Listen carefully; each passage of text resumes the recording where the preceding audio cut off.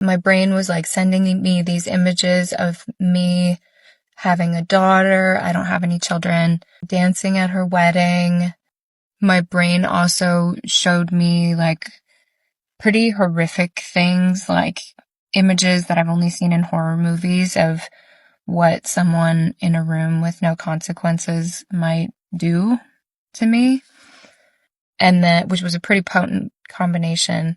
The last thing my brain brought up for me was a scene from the TV show Dexter. I was not like a super fan of the show Dexter. I liked it. In this scene, it's like he's surely not going to make it. He says, a wolf in a trap will chew off its own leg to survive. Its survival instinct is that strong.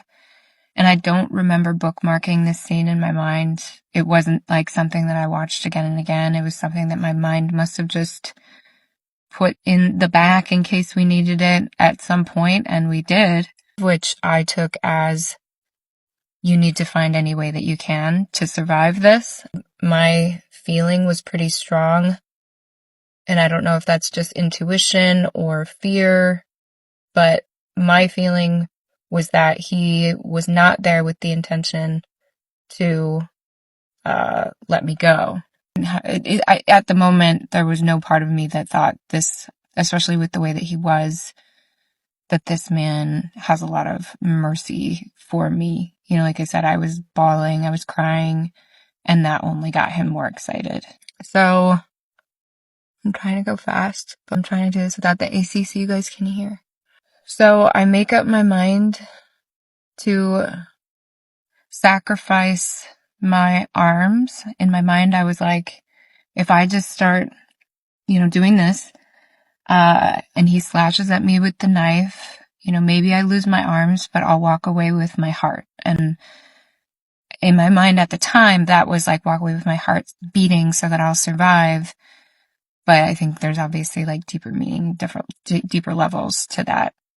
So he told me to turn on my side, and as I did, and he was like climbing up on the bed behind me, he pulled the knife away from my throat for a second. It was the first time that the knife had been away from my throat since he'd caught me on the couch. In that second, I chose to scream, and I screamed, "Somebody fucking help me!" Like as loud as I could.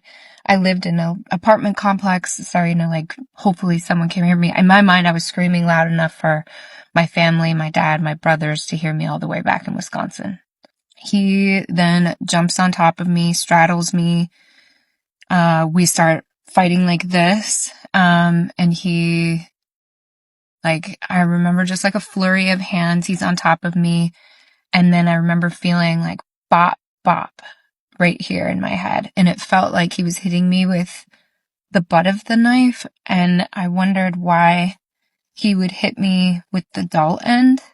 But then after that, I saw a white light. And it was like, white light, white light, white light. And I realized he's punching you. No matter how many times he punches you, you can't fall asleep. If you fall asleep, you die. And I remember thinking, at least he doesn't punch very hard.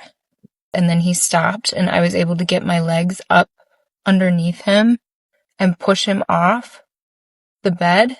And immediately I sat up like, I hadn't felt myself get stabbed. I hadn't felt any pain at all, but just kind of instinctively, my body told me to hold up my left hand.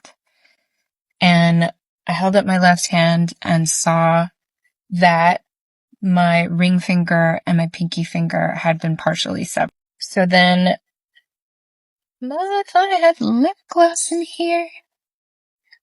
Yes, I do.